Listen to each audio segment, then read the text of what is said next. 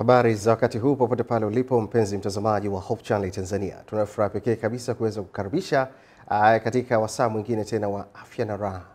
Afya ni uhai, afya ni mtaji pia katika maisha yetu tunaoishi haya. Mimi ni Mila James, siku nyingine tena hii leo ninaye mtaalam mbobezi katika masuala haya ya kuzungumza ama kuseminisha, lakini pia yeye ni daktari kwa taaluma. Si mwingine ni Dr. Chris Brown, ama unaweza kumuita Daktari Christopher Brown. Karibu tena katika studio zetu za Hope Channel Tanzania. Asante sana Mr. Tunafurahi pekee kabisa kuwa pamoja na wewe siku nyingine hii ya leo, ambapo tunapokwenda kuzungumzia kuhusiana na mtindo wa maisha ama lifestyle kwa lugha ya kitaalamu kama jinsi inavyojulikana hivyo, lakini kubwa zaidi ni ulaji ambao unasababisha magonjwa tulionayo hii leo, na hasa kubwa zaidi tunaangalia chakula. Sasa tukianza tu katika kipindi chetu hiki cha leo, chakula ni nini kwanza? Tunaposema chakula tunamaanisha nini hasa? Okay. Mtazamaji, chakula ni kitu chochote kile unachokula na kuingiza katika tumbo lako kwa ajili ya kuchakatwa kwa ajili ya kujenga mwili wako. Na chakula kimetokana na nini hasa? Chakula kinaweza kutokana na vitu vingi, kinaweza kutokana na mimea, kinaweza kutokana na nafaka. Asilimia kubwa tunasema kipo kwenye mazingira kwamba mimea na nafaka vinaweza kusababisha chakula, japo na wanyama. Sasa tukianza kuingia ndani katika hoja ya msingi hususan ya chakula, hebu tuangalie ni vipi sasa ulaji huu, ama ni chakula cha namna gani ambacho kinaweza kikasababisha kudhoofisha mwili? Okay. Kwanza tujue kabisa mwili wa binadamu unajengwa kwa viinilishe vilivyo ndani ya chakula. Kwa hiyo chakula ambacho kinaliwa hakina viinilishe ndani yake ndicho kinachoweza kudhoofisha mwili na kuletea madhara. Kwa mfano, vipo vyakula, tuseme mtu anayekula vyakula vilivyo kobolewa, huyo anaweza kusababisha matatizo katika mwili wake, kwa sababu chakula hakiko katika ile asili yake ya viinilishe ambavyo tuna fiber mule ndani na madini na alafu na protein. Kwa hiyo ina maana huyo anakuwa hapati vile viinilishe ambavyo vinatakiwa katika chakula kile. Kwa mwili wake unakuwa na ugonjwa unaitwa utapia mlo au kwashiorkor. Na asilimia kubwa sasa hivi katika nchi yetu wengi wetu pasipo kujua tuna kwashiorkor, kwa sababu tunakula chakula cha aina moja alafu viinilishe vingine hatuvipati. Hiyo ni shida na imeleta shida kwa magonjwa mbalimbali. Tumeona kila siku mimi nakutana na magonjwa, wakina vijana wametoka kuoa alafu hawezi kurutubisha watoto, hiyo wa kike iwe wa kiume. Ugomvi unakuwepo kwenye familia, wanaanza kugombana kwa nani kisababisha hawezi kufanya nini kusababisha mtoto. Kumbe ni wote. Huwa mara nyingi sasa tunawashauri kwamba mnatakiwa mje wote hospitalini tuwacheki wote, alafu tuangalie nani chanzo, alafu tumshauri nini yale, na alafu matokeo yapatikane. Asante kwa utangulizi mzuri huo. Sasa tukianza kuangalia pengine haya makundi ya virutubisho yako mangapi pengine katika chakula? Vipo vingi. Tunasema kwa mfano kuna protini, alafu kuna mafuta, kuna vitamini na madini, kuna wanga. Hivi vitu vina umuhimu sana katika mwili wa binadamu. Pasipo kuvipata hivi vitu lazima mwili wako ulete shida. Kwa asilimia sasa, je, wewe unakula, unafahamu unachokula kinaenda kufanya nini mwilini mwako? Kabla ya kuanza kujua kwamba hiki ambacho huyu anakula kinaenda kufanya nini kule katika mwili wake, hebu sasa tuone ni kwa vipi anavila hivi. Pengine labda tuchukule leo Jumatatu nitaamua nile tu upande wa labda protein, alafu kesho nitakula vya mafuta, kesho kutwa nitakula vya wanga, na pengine siku inayofuata nitakula vyakula vya vitamin. Hii unaizungumziaje hasa daktari? Karibu. Okay. Japo tuna mfumo fulani ambao tuna uwezo wa kukagua hata kwenye vituo vyetu ambavyo tunavyo, tunaweza kukagua kwamba una upungufu wa viinilishe gani katika mwili wako. Lakini sasa huwa asubuhi wengi tunakosea katika kula. Unakula scones na maji yaliyochanganywa na sukari, alafu unaondoka kufanya kazi ambayo ni ngumu. unategemea kwamba mwili unakuwa unakopa wapi nguvu nyingine ya kufanya kazi ambayo inatakiwa katika mwili wako. Kwa hiyo kuna wakati fulani unatakiwa uchanganye hapo, kuna matunda kidogo, kuna kalanga kidogo, kuna maybe nafaka kidogo, au mkate kidogo, au ugali ambao wa nafaka zisizo kobolewa kidogo, lakini au majani kidogo yapo hapo. Unakula vitu kama hivyo, ndipo vinaenda kufanya nini? Kurudisha vinilishe ambavyo vimeathiriwa katika mwili wako na mwili kukuza na kuupa nguvu. Lakini sasa mtu sasa hivi kama nilivyosema, anakunywa chai na scones mbili. Scones hakuna chochote kilichofanya nini, ni mkate uliofanya nini, uliokobolewa. Sawa? Alafu anaenda kuenyeka. Unajua kuna kazi mbalimbali tumetofautiana, japo ufanyaji kazi, wengine wabeba mizigo lakini wengine wanatumia ubongo. Zote ni kazi. Kwa unapokula vyakula ambavyo havina virutubisho mwilini mwako, ina maana unawafifisha mwili. Ukope wapi chakula? Kwenda ukalipee pale au kurudishia pale ulipofanya nini, ulipoafifishwa. Kwa ndio maana nawaambia, tukiangalia wengi, asilimia kubwa wanautapiwa mlo. Kwa nini? Mashine, ukija kwa mfano kwenye vituo vyetu tukakucheki, tukaona mashine itatuambia una upungufu wa kitu fulani, kitu fulani, kitu fulani. Ndipo tunakushauri kale chakula fulani na chakula fulani, chakula fulani. Ili kurudisha. La sivyo tunakupa dawa ambazo zipo kwa mfumo wa supplement ambazo zinafanya nini? Ndizo zitaenda kurudisha hivyo vinilishe ambavyo ulivikosa kwa hali ya ulaji wako katika familia yako unapokula. Maana umezoea kila siku asubuhi chai na nini na hiyo nini, labda scones, mchana unakula ugali, usiku unakula wali, alafu vijiko vitatu vya mboga, wali umekuwa mwingi. Wakati kitaalamu tunasema unatakiwa mboga ziwe zaidi nyingi kuliko wali, alafu wewe unakula wali mwingi. Sasa wapi ambapo unakuta sasa asilimia kubwa kwa sisi tunasema mtu asiyejua, ndio maana anakula wali unakuwa mwingi, vijiko vya mboga vinakuwa vidogo.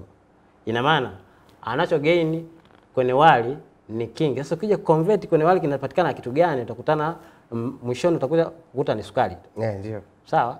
Lakini kwenye mboga zingekuwa nyingi kuliko ule wali, basi angepata mule kuna madini, angepata madini ambayo au vitamin angezipata mule. Sawa? Sasa hizo anazikosa kwa sababu ameweka vijiko. Tena hizo mboga zenyewe zilivyoivishwa. Zile nutrients zote zimefanya zimekufa. Kwa kitaalamu namwambia anapoteza muda pale. Anachogain ni nini? Ni sukari. Sawa? Yeye anasema atagain wanga, ndio. Sasa wanga ukizidi inaleta nini shida baadaye? Kwa baadaye magonjwa yanakuepo kama hayo ya sukari, magonjwa ya pressure na magonjwa mengi ambayo yanaweza, kwa mfano mwanaume unaambiwa mbegu zako hazijakomaa. Kwa nini waambie hivyo? Kwa sababu gani? Ulaji wako ndio umesababisha mbegu zisifanye nini? Zisikomae. Au mwanamama unaambiwa mayai hayapevuki. Nini kisababishi? Ni ulaji wako ndio umesababisha. Ama umeenda kusababisha maradhi mbalimbali katika mwili wako ambayo tunasema sio ya kuambukiza. Tumesema yapo maradhi mengi ambayo sio ya kuambukiza kama pressure, sukari. Lakini kuna maradhi mengine kwenye figo zetu, maradhi ya moyo. Mengine sio ya kufanya nini, ya kuambukizwa kwamba umeambukizwa wadudu fulani, hapana. Sawa? Kwa cha msingi Mtanzania na mtazamaji anayetutazama anatakiwa afanye nini? Ajue ale nini, kinaleta nini ndani ya mwili wake. Na nimetokea wakati fulani nikifundisha katika magrupu ya mitandao ya kijamii, huwa nakufundisha.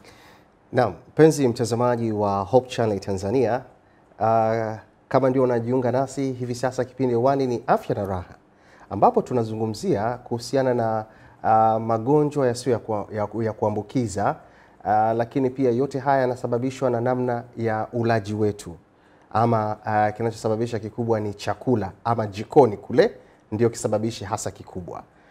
Leo niko na Daktari Christopher Brown, tuko naye hapa tukiendelea kuzungumza kuhusiana na magonjwa ya mtindo wa tabia ama mitindo ya tabia. Sasa tulikuwa tumekomea pale katika kile kipengele kwamba ni namna gani sasa tunaweza tukala, kwa sababu daktari ama mtaalamu alikuwa ameanza kufafanua asubuhi ile mtu anakunywa chai ambayo anaunga sukari, lakini pia anatumia na scones. Katika scones hakuna kitu chochote. Sasa tuende moja kwa moja katika hiki kwamba hebu tuelekeze asubuhi tunapaswa tuleje, na mchana tunapaswa tuleje, na hata pia nyakati za usiku tunapaswa tuleje. Karibu sana mtaalamu. Asante sana mtangazaji, kwamba asubuhi unatakiwa ule nini? Kama unapenda uwe na nguvu na akili yako ifanye kazi vizuri, mtazamaji, ni lazima ule chakula ambacho kinakwenda kuletea mwili wako nguvu, ili unapokwenda kukabiliana na kazi unazokwenda kuzifanya, mwili uwe katika hali iliyo nzuri. Kwa chakula ambacho unatakiwa kula ni mchanganyiko. Kwanza tunashauri kula ugali asubuhi, japo hii imekuwa ngumu kwetu sisi wa Tanzania kwamba kula ugali asubuhi sasa imekuwa ni shida. Ugali tena daktari? Ugali. Lakini tunashauri kula ugali asubuhi na mboga za mboga hizi ndio sahihi yake asubuhi. Ili unapokwenda kukabiliana na kazi au shughuli huko katika jamii, ndipo mwili zile energy zinazopatikana katika vile vyakula au nutrients zinaweza kutengeneza energy zikakufanya nini? Zikakusaidie katika kufanya kazi yako. Lakini utapokula chakula ambacho kwa mfano umekunywa chai ambayo ni mchanganyiko wa maji na sukari na alafu na skonzi, ina maana mwili utakuwa haujapata nguvu ambazo zinatakiwa kwenda kufanya kazi inayotakiwa, lakini utaanza kudhoofika taratibu, ndipo baadaye kinga zako pia zinaanza kushuka, alafu unapata magonjwa mbalimbali, magonjwa ambayo sio ya kuambukizwa, ni magonjwa ya tabia. Hiyo ni upande wa asubuhi. Umeshauri kwamba watu waweze kula ugali. Habari gani kuhusiana na mchana? Sasa kipi kinaweza kikaliwa? Sasa mchana unaweza kuchagua chakula ambacho nacho ni rafiki. Kwa mfano unaweza kula viazi, ukala vya kuchemsha. Unajua sasa hivi vijana sasa hivi hawajui viazi vya kuchemsha vile ambavyo unaweza kuchemsha kiasili na maganda yake.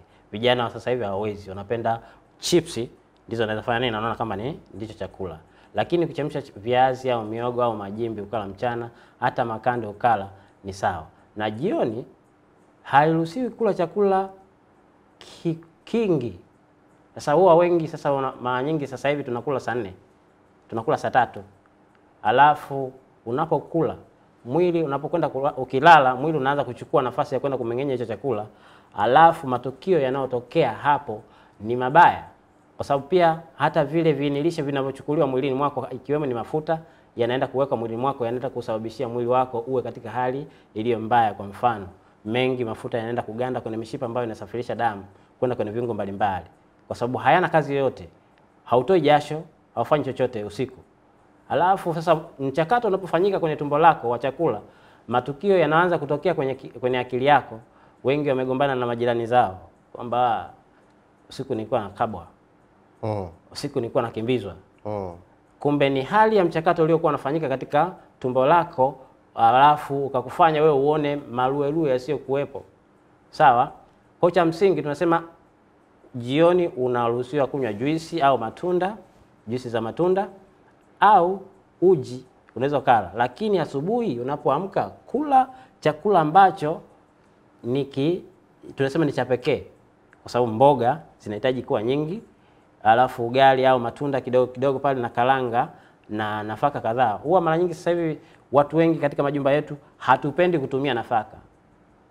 Tunapenda kutumia wali, ugali, lakini nafaka kama karanga zinakuwa hazipo katika vyakula vyetu. Ufuta unakuwa haupo katika chakula chetu. Mbegu za maboga zinakuwa hazipo katika vyakula vyetu. Majani yenyewe tumeivisha mpaka yameharibika, zile nutrients zake zimefanya nini? Zimeharibika. Alafu unategemea utakuwa salama. Kinga zako zinazidi kushuka kila inapokuwa leo, alafu unapata magonjwa mbalimbali. Mafuta yanarundikana usiku, unapokula vyakula vile vya usiku, yanaenda kuleta shida kama sukari na pressure. Wakati fulani hata figo. Watu wengi wanasumbuka sasa hivi na magonjwa ya figo. Na bei yake ya kufanyia dialysis ni kubwa sana. Kwa wiki unatakiwa ufanyie dialysis mara 2. Sasa kila mara ni 300,000. Kwa Mtanzania wa kawaida unaweza kalipa 600,000 kwa wiki. Lakini kwa sababu hunywi maji, huli chakula kinachotakiwa, lakini pia bado ukitoka kazini umeoga kitandani, asubuhi unaamka unaenda kazini, hata mazoezi pia hamna. Ndio tulisema mwanzoni kwamba kuna pia mtindo wa maisha unatusumbua katika siku hizi. Na pamoja na maelezo hayo mazuri ambayo umeyatoa daktari, sasa hebu tuangalie, kuna baadhi yetu tumekuwa na tabia kwamba mimi ni heri nikose pengine mlo wa asubuhi lakini mchana lazima nipate, ama ni heri nikose mlo wa mchana lakini asubuhi lazima nile. Ama nikose mlo mmoja lakini miwili lazima nile hapo. Kwa hiyo anakuwa anaruka hapa anapata, hapa anaruka hivyo. Sasa hebu tueleze kitaalamu, hii ina athari gani kiafya hasa? Okay. Mara nyingi tunasema binadamu tumezoea ulaji ni kwa Watanzania sisi tunakula mara 3, japo wengine huko wanakula mara ngapi? Mara 4. Lakini tunashauri, mimi kwangu kama daktari nashauri kula mara 3. Kwa sababu usipokula pia kila baada ya masaa 5 huwa kuna kigall blood fulani ambacho kipo kifuani hapa, kina asidi ambazo zinashuka kila baada ya masaa 5 ambazo zinaenda kwa ajili ya kumeng'enya chakula. Sasa zikikuta chakula hakuna, kinachoenda kufanyika ni kwenda kusababisha matatizo ya vidonda vya tumbo. Kwa cha msingi ninashauri kula kila baada ya masaa 5 ni sahihi. Ila sasa asubuhi anza na chakula ambacho kina nguvu. Mchana unaweza kula chakula ambacho kapunguza, tunasema ukapunguza mizani kidogo. Alafu jioni kula chakula ambacho hakiendi kuleta shida katika tumbo lako kulipa kazi kubwa ya kumeng'enya usiku. Alafu ndipo utakuwa katika hali iliyo nzuri na kazi yako na utafanya vizuri na ubongo wako utakaa vizuri, na hata watoto watakaozaliwa wakati ukiwa mjamzito watakuwa katika hali nzuri. Tumekutana na watu anamwambia mtoto wangu mpaka sasa hivi ana mwaka 1 na kitu lakini hakai, hatembei. Kumbe ni shida, amekosa madini. Madini gani? Madini ya calcium ambayo mama ulikuwa hauyapati wakati wa ujauzito wako. Kwa mtoto anapata shida hiyo ya kuanza kufanya nini? Kuanza kutembea. Sasa aliyesababisha ni nani? Si mtoto, ni mama. Sawa? Kwa sababu ya ulaji ulikuwa hauli katika hali ambayo inatakiwa.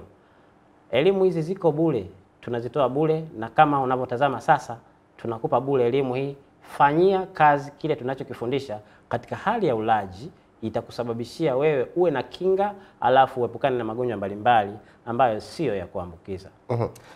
Ulizungumzia kuhusiana na swala la mapishi, hususan mboga hizi za majani. Naam.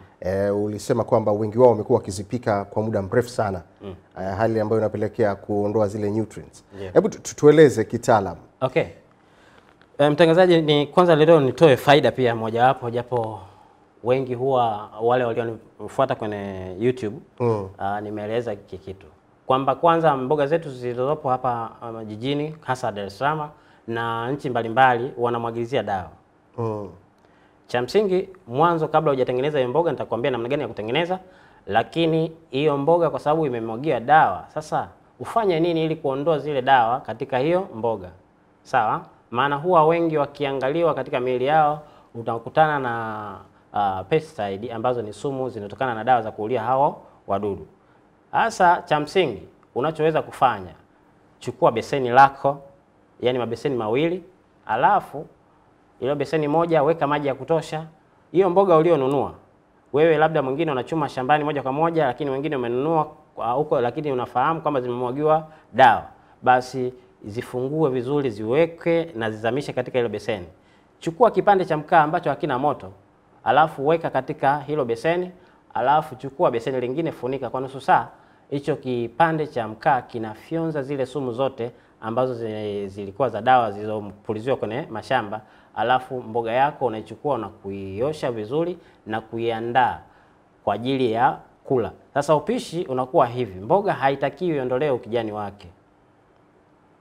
Unapoivisha ina maana ni dakika chache sana, na hasa ukila mbichi ni salama zaidi kuliko kula ambayo imefanya nini, imeiva, kwa sababu zile nutrients. Unapozungumza kula mbichi kwa namna gani? Yani mchicha tayari nikisha uosha pale tayari naanza wenzetu kule huko nje wanatumia wanaita salad, ambacho umekatakata tu mboga zako alafu hazijaiva sana. Yani kwa mfano nikisema mbichi, mwanzo nimesema mbichi ni salama zaidi kwa sababu hauui nutrients zozote.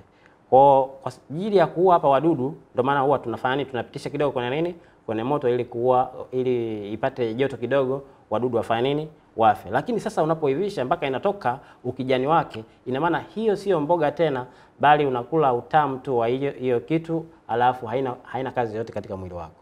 Kwa cha msingi unapoteza muda kitaalamu. Kwa unatakiwa kula ambayo haijafanya nini, haijaondoa ukijani wake, imeiva kidogo sana, au ukiona haileti shida kula mbichi. Hiyo ni salama kwako, ila tu mradi tu wadudu wamefanya nini, wameondolewa. Mtaalam, Dokta, umezungumza vizuri, lakini sasa hizi mboga za majani zimegawanyika. Kwa mfano kuna kama mboga aina ya kisamvu ambacho unakuta upikwaji wake unachukua muda mrefu tofauti na upikwaji wa mboga kama vile mchicha ama matembele. Sasa hii unamwambiaje hasa huyu mtazamaji ambaye anatutazama sasa kwamba kisamvu ifike wakati sasa na chenyewe tukile hivyo hivyo kilivyo ama ni okay. Yeah. Sawa. Matembele hayana shida hata kula mabichi. Hayana shida, ila tu kwa sababu watu wanataka utamu katika mdomo ndipo wanakula. Hata kisamvu kwa sababu tuna aina fulani ya utomvu, ndio maana huwa tunapenda kuivisha kiasi fulani. Sasa ukiivisha zaidi napo unatafuta utamu, ila utafuti vinilishe vilivyo ndani yake.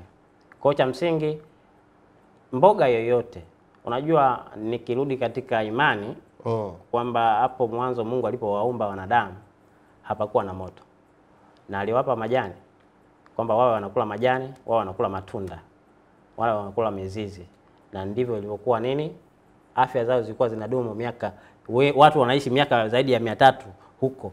Sasa hivi mtu una miaka 70 tumeshafanya nini, yani umeshakongoloka, yani una miaka 20, yani umekuwa libaba hilo, sawa, kwa sababu ya ulaji wetu ulivyo. Lakini tungekuwa tunakula vyakula jinsi vilivyo, tungekuwa hatupati maradhi na kuugua na kuzeeka haraka.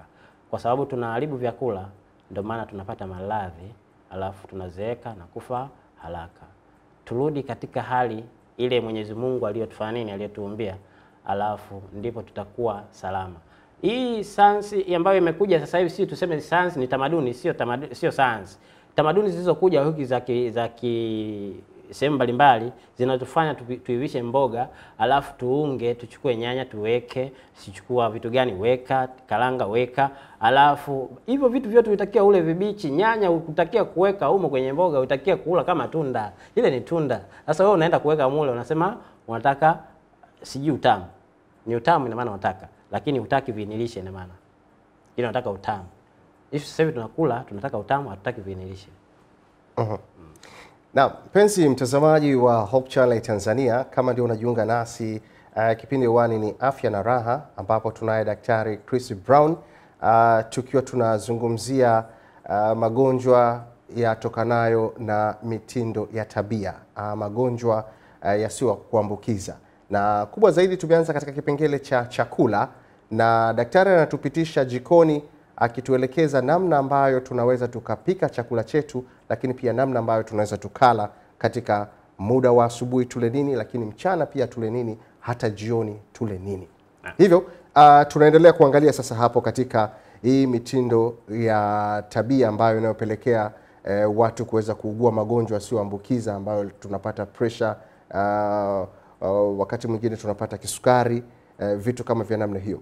Sasa daktari, ulipokuwa unazungumzia pengine chakula kama chakula aina ya wali, mwisho wa siku mtu anapata ile wanasema end product inakuwa ni wanga, lakini wanga pia sukari inatoka hapo. Sasa hivi vimekuwa ni vyakula vyetu vya kila siku. Ndio. Vimekuwa ni vyakula vyetu vya kila siku. Ukiangalia asubuhi pengine mtu lazima atakula pengine mkate na chai, lakini pia mchana atakula ugali pia na mboga, lakini usiku pia wali pengine maharage, vitu vya namna hiyo. Kwa hiyo unakuta wanga hauepukiki. Wanga hauepukiki. Wanga utaupata kwenye mkate, wanga utaupata pia kwenye ugali, wanga pia utaupata kwenye wali. Kwa hiyo unakuta ndio tabia yetu hiyo. Kwa hiyo leo umekula hii, kesho utakula hivyo hivyo. Na hata kama vile mchana umekula pengine ni ugali, basi usiku utakula wali. Lakini kama mchana umekula wali, basi usiku utakula ugali. Hayo ndio yamekuwa ni mazoea yetu. Sasa hebu tupitishe hapo sasa katika mtizamo chanya. Namna gani sasa tunaweza kuepuka matumizi ya kula wanga kwa wingi hasa. Kwa sababu ukiangalia chapati, maandazi, yote hayo ni wanga tu. Alafu bado unakuja kukutana nao tena kwenye ugali, wanga. Unakuja kukutana nao kwenye wali, wanga. Karibu daktari. Okay. Yaani niseme kwamba mtazamaji kwamba tumezoea hivyo na imekuwa ni tabia. Sasa hiyo tabia imetuletea madhara. Kama tuko tayari kubadilika, kwa nini kila siku tusifanye nini, tusiwe na mabadiliko ya vyakula? Vyakula Tanzania tunavyo vingi sana, na hata ulimwengu huu, hasa mikoa yote tuna vyakula vyote vya kutosha. Tunaweza tukabadilisha. Namna gani nile leo, kesho nile nini? Ili kuliko kila siku kuingiza wanga katika mwili wako, alafu kupata matatizo ambayo yanaenda kuletea shida. Unajua sasa hivi wagonjwa wa sukari ni wengi sana. Sawa, wagonjwa wa sukari ni wengi sana, na watu wanakatwa viungo kama miguu, wengine figo zao zimefeli, macho yanafeli kuona, alafu yani shida tupu. Wazee wengi wanasumbuka na sukari sasa hivi mpaka unawahurumia. Lakini sasa asilimia kubwa ni kwa sababu gani? Tunakula wanga mwingi kuliko isivyo kawaida. Tunashauri wengi, huwa niwahi kuwaambia kwamba unapokula jaribu kula ugali kulingana na ngumi yako. Ila waliona kama vile na atania. Inakuwaje daktari, mimi nile ugali sasa na ngumi wakati mimi naenda kubeba nini bonge la mzigo. Sasa naambia kulingana na kazi yako unatakiwa kula kiwango kidogo cha ugali. Kwa sababu gani unakula ugali mwingi? Ni kwa sababu hujachanganya. Lakini ungechanganya vitu pale, huo ugali ungepungua. Sawa? Ina maana ungeweka kwa mfano kipande kidogo ka ugali, umeweka matunda hapo, umeweka mboga hapo, umeweka karanga hapo. Hilo tumbo la aina gani ambalo litafanya nini? Litaingiza vitu kama hivyo vingi vyote. Sawa? Yaani kwamba vikizidi uweke ugali mwingi afu ndio uweke na hivi vitu. Hapana. Weka kidogo kidogo kila kimoja ili kufanya nini? Ufaidi huku kidogo huku kidogo. Tunahitaji vinilishe. Hatuhitaji tumbo lako lijae. Tunahitaji vinilishe ambavyo vinaenda kuujenga mwili wako. Sawa? Na kuupa akili mwili wako, yani kuupa kinga mwili wako, kwa sababu tumesema tunahitaji madini, tunahitaji vitamini, tunahitaji protini, tunahitaji mafuta. Sawa? Sasa unadhani kila wanga mwingi ndio utapata mafuta mengi? Vitamini utapata wapi? Sawa? Madini utapata wapi? Sawa? Inabidi kila kimoja kinatakiwa kufanya nini? Japo mimi kwangu ninashauri mboga ziwe nyingi kuliko vyote. Sasa huwa wengi hospitalini wakija, ninawaambia ugali kama umeweka tani yako ya kula ugali, umeweka sahani nzima, basi mboga ziwe sahani mbili. Sasa huwa wengi wanaona daktari hapa sasa unafanya nini? Na ndivyo ilivyo, kwa sababu tunahitaji nutrients nyingi kutoka kwenye nini? Kwenye mboga, sio kwenye wanga. Kwa sababu umekula wanga tangu asubuhi, umekula wanga, mchana umekula wanga, usiku unakula wanga. Chapati hizo zina wanga kibao nini. Ukienda mkate uliokula asubuhi, utakuja usiku unataka kula wali tena au ugali, bado kuna nini? Kuna wanga. Je, kiasi cha mboga kimekuwa kiasi gani? Unakuta ni kiasi kidogo sana, na mboga zenyewe kwanza labda vile viinilishe vishauliwa. Kwa cha msingi tunahitaji kuchanganya. Tunahitaji kuchanganya, labda karanga ziwepo kidogo, angalau vijiko viwili pale, lakini pia kama ni asubuhi mkate ule wa brown uwepo pale, sawa? Alafu kuna tunda kidogo, labda kama kuna embe hapo linakuepo au tikiti hapo linakuepo, lakini na tunda fulani linakuepo na majani hapo yapo. Ndipo hicho chakula ndio nakula, alafu kinaenda kuletea viinilishe, kwa sababu mwili utachukua huku, utachukua huku, utachukua huku, kila kimoja kitaenda kulingana na sehemu panapohitajika. Sasa unakuta labda huku kunahitajika vitu fulani, kunahitajika vitamini hamna, ila madini umeongeza. Sawa? Haya, labda kuna madini fulani pia yamepungua, lakini mafuta ni mengi. Kinachofanyika hapa ni nini? Ndio maana tunakwenda kufanya nini? Kupata magonjwa kama hayo, pressure, sukari na magonjwa mbalimbali yanayohusiana katika miili yetu, ambayo tena kibaya zaidi tunadhihirisha hata watoto. Unapokula vibaya mwanamama, ina maana kiumbe atakayezaliwa au mwanababa, kiumbe atakayezaliwa atakuwa ashafanya nini? Ashalishi vinasaba fulani ambavyo vitaenda kule nayo kumletea nini? Shida. Ni shida hiyo. Kwa tunaomba tujifunze kula vizuri. Nilikuwa na jadili na waziri wa afya leo hii. Akaniuliza swali kwamba kula vizuri ni kula gani? Mbona matajiri nao wanaugua? Sasa nikamwambia matajiri sio kwamba wanakula vizuri, ila ni afadhali tena maskini ukimwelekeza vizuri katika kanuni za afya ndiye atakula vizuri, kwa sababu utajiri kula nyama kwenye sahani zimejaa au kuku zimejaa au vitu gani vimejaa, sio kula vizuri. Sawa, bali tunaangalia, je, kuna vile vyakula ambavyo vinaenda kujenga mwili wako? Je, maskini havipati? Au tajiri anavipata hivyo vitu? Kuna watu wengine wanakuambia eti mboga ni dawa. Nani anakula dawa? Kabisa mimi kusikia useme mtu mmoja anaingia, nani ale dawa? Wanakuambia unapokula mboga ina maana ni dawa. Sasa dawa sinaenda kutibu mwili. Kwa sasa hivi tunafundisha kwamba chakula ni dawa. Tunatumia hizi dawa chemical mahospitalini kwa ajili ya kuua wale virus na vimelea mbalimbali. Lakini kama mwili hauna viinilishe, mwili hauwezi kulikava, bado utakuwa pale pale. Kwa utahitajika tena kwanza upate hivyo vyakula ndipo ufanye nini? Ulikave. Lakini ukila hivyo vyakula, wadudu kinga zitaimarika, alafu wadudu hawa wataweza kufanya nini? Kukushambulia, alafu utakuwa na afya iliyo nzuri mpaka utamtukuza Mungu kwa uumbaji wake. Mpenzi mtazamaji, tunazungumzia kuhusiana na magonjwa yasiyo ya kuambukiza, lakini hasa yanasababishwa na chakula ama ulaji mbaya, ama kwa lugha ya kitaalamu inajulikana kama vile lifestyle. Lifestyle yetu ndio inatupeleka kupata magonjwa kama vile pressure, magonjwa ya kisukari na mengineyo hayo mengi.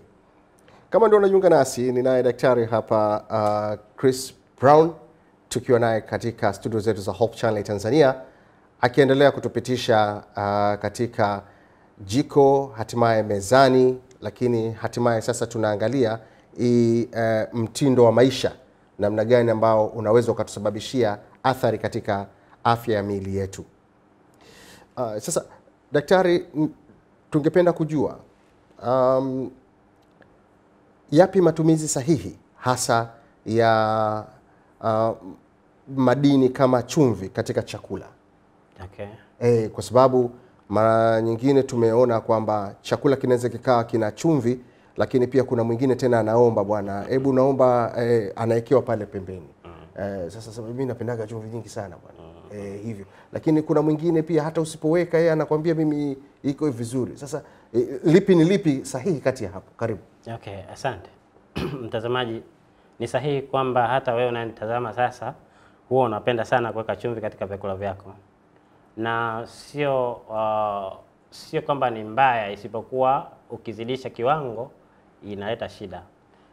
Chumvi ni madini ambayo yanachimbwa kwenye mazingira ambayo tunayo, hata hapa nchini kwetu Tanzania pia pana sehemu ambapo chumvi inachimbwa. Lakini sasa mara nyingi chumvi huwa tunapenda tunashauri kama madaktari itumiwe ile ambayo imepikwa. Sasa kuna watu siku hizi huwa wanapenda kutumia chumvi ambayo ni mbichi, ambapo inaleta athari kubwa katika mfumo wa moyo, hasa kuisababishia ile mishipa ambayo inasafirisha damu kwenda kwenye viungo vingine kuwa na kipenyo kidogo, yani kushirinki. Sasa cha msingi tunashauri usitumie chumvi bila kupikwa. Sasa hapa nitawachokoza wale wanaokula chipsi. Nitawachokoza wale wanaokula supu na wengine na makande. Huwa nimeona kwamba wakichukua wanapowekea zile chipsi lazima wanawekea chumvi mbichi, ambayo ni hatari katika afya yako. Kwa sababu haijapikwa hiyo chumvi. Itakia iyeyushwe ndipo ifanya nini? Itumiwe. Lakini unapokula kama wakati haijayeyushwa, ni inaleta shida katika mfumo wako, hasa wa moyo, na kusababisha mzunguko wa damu sio katika hali iliyo nzuri. Tunashauri inapoyeyushwa chumvi na kutumika vizuri, inaleta mzunguko wa damu ambao uko vizuri. Kwa hiyo ushauriwi kutumia chumvi iliyo mbichi. Maana wengi huwa kwenye meza zao kuna kuwepo na chumvi kabisa. Mama kapika chakula kule jikoni, chumvi anasema yani imemisi kidogo, anataka kuongeza chumvi vile ilivyo. Hiyo ni hatari. Wengi mmepata magonjwa ya pressure pasipo kufanya nini? Pasipo kujua kisababishi ni nini, kumbe ni chumvi. Kwa hiyo tunaomba na kuwashauri, acha kutumia chumvi mbichi. Tumia chumvi iliyoivishwa. Hiyo ni salama kwako. Na weka kiwango kidogo sana cha chumvi. Hakihitajiki chumvi nyingi. Kuna vyakula tu unapokula vina chumvi ya kutosha. ambapo hata ukila chakula, nimekula majani fulani nakuta yana ladha ya chumvi kabisa, ambayo haitajiki hata kuweka nini chumvi, lakini mwili huu unazo chumvi. Wakati fulani ukizidisha sasa chumvi katika mwili wako, unaweza kusababishia matatizo mengine ambayo baadaye ni kusababisha magonjwa kama hayo tuliyosema, kama pressure na magonjwa mengine. Tunapoelekea ukingoni mwa kipindi chetu katika siku hii ya leo, pengine nini wito wako hasa katika mada yetu hii ya magonjwa yatokanayo na mtindo wa tabia? Karibu. Wito wangu kwa mtazamaji na Mtanzania kwamba ulaji ndiyo dawa yako na ndiyo tiba yako kwa magonjwa yote, kwani magonjwa yasiyo ya kuambukizwa, unapokula vizuri ndipo mwili wako unakaa vizuri, hutaweza kupata magonjwa yasiyo ya kuambukizwa. Na hata yale ya kuambukiza, kama umekula vizuri, kinga zako zikaimarishwa, unadhani hao virus watafanya nini? Watakuwa na upenyo gani wa kupita wakati kinga ziko imara? Ila ni kwa sababu tu hauli vizuri, ndio maana hasa unaambukizwa ovyo ovyo, na hasa magonjwa sasa hivi yametapakaa, yamekuwa mengi sana. Hasa tungekula vizuri. Hata leo nilikuwa naongea na waziri wa afya, nilikwambia mwanzo kwamba sasa inabidi tuwashauri watu kula vizuri ili wawe na nini na kinga imara, ndipo watapona magonjwa yote ambayo yanaonekana yanatishia ulimwenguni. Lakini sasa kama hawajala, mara nyingi tunaona asilimia kubwa wengi wanaofariki kwa magonjwa mbalimbali haya, hasa wanaosadikiwa kwamba wana magonjwa labda ya mfumo wa upumuaji, utakutana labda umekutana naye ana upungufu wa oxygen ambao tunaita ana hypoxia, yani upungufu wa oxygen kwenye seli. Sasa au ana anemia. Haya yote yana dalili hizo za kushindwa kupumua inavyotakiwa, au wakati fulani anaweza kaa anakohoa na kuhisi kwamba ana magonjwa ya nini ya mfumo wa upumuaji kwa sababu oksijeni yake iko chini. Sasa angekuwa anakula vitamini B, utakuta kule ndani ukimkagua utakuta ana upungufu wa vitamini B ya 12, labda folic, au madini ya chuma yako chini, potassium iko chini. Sasa ungempa hivyo vitu angekaa salama. Sasa hivyo vitu vinapatikana wapi? Si ni kwenye vyakula. Sasa tunasubiri tutengenezewe kwenye tule katika mfumo wa kemikali. Tutatengeneza, ndio maana tumetengeneza sasa supplement ili sasa ule au dawa. Hizo dawa tunazokupa hospitalini tunakupa ili labda kuua wale wadudu walioingia. Lakini kama mwili wako hauna viinilishe, ina maana tukupe viinilishe vya mbadala ili ufanye nini? Uendelee mwili uendelee kuchakata, alafu kae katika hali ya kawaida. Huo ndio wito wangu. Kula vizuri ndio kinga yako na ndio tiba yako. Chakula ni dawa. Tukiwa tunaelekea ukingoni pengine sasa, mbali na huo wito, lakini kuna baadhi yetu tunaonekana tumejeruhiwa kwa namna moja ama nyingine. Hatukupata nafasi hili somo likaingia maishani kwetu mpaka limetukuta tukiwa tumeathirika tayari. Tuna pressure tayari, tuna kisukari kutokana na ulaji huu ambao pengine mtaalamu umeweza kuzungumza. Je, kuna tumaini lolote katika hilo? Lipo tumaini, na tunashauri wote watazamaji wanaotutazama sasa kwamba unapoona una tatizo hilo, basi unaweza ukapata ushauri kwa vituo mbalimbali vilivyopo jirani yako, au kwa vituo tulivyo navyo, au kutupigia simu. Pia unaweza kutupigia tukakushauri bure, alafu ule nini na uache kula nini ili kusaidie katika maisha yako. Sasa kwa dakika moja pengine uweze kutoa namba za simu. Kuna mtu pengine atahitaji kuzungumza na wewe. Okay. Karibu. Wale ambao watahitaji kuwasiliana nami moja kwa moja, kwa namba zangu ni 0769 46 53 79. Popote ulipo nchini nitakuelekeza kituo kipo wapi cha supplement ambacho kitakusaidia hasa vile vinilisho ulivyokosa uvipate wapi. Lakini kama ni ulaji wa mboga na nini na matunda na vitu gani, ushauri tutakupatia, utapatiwa popote ulipo, utapewa maelekezo. Namba yangu ni hiyo 0769 46 53 79. Nchi nzima popote ulipo, iwe Arusha, iwe Mwanza, Tanga, hapa Morogoro, Dar es Salaam na mikoa mingine, utapata ushauri hapo jirani ulipo, alafu madaktari watakusaidia. Asante. Asante sana Daktari Chris Brown kwa kushirikiana pamoja nasi katika siku hii ya leo, hususan katika mada ya chakula pamoja na magonjwa yatokanayo na mitindo ya maisha. Asante sana. Asante. Na mpenzi mtazamaji wa Hope Channel Tanzania, hadi kufikia hapo hatuna la ziada. Shukrani zangu za dhati zikufikia wewe ambaye umekuwa ukitutazama, ukitufuatilia kwa muda wote. Haya ambayo yaliyozungumzwa uweze kuyachukua katika ukubwa wake, na pia kama kuna mtu ambaye unamfahamu pengine ana tatizo la ama ana changamoto ya namna yoyote, anaweza kuwasiliana na daktari kupitia namba za simu hizo kwa ajili ya ushauri zaidi. Hadi kufikia hapo, mimi naitwa Mila Zakaria James, nikutakia utazamaji mwema wa vipindi vyetu vinavyoendelea kutoka hapa Hope Channel Tanzania, luninga ibadilishayo maisha yako. Kwa heri kwa sasa.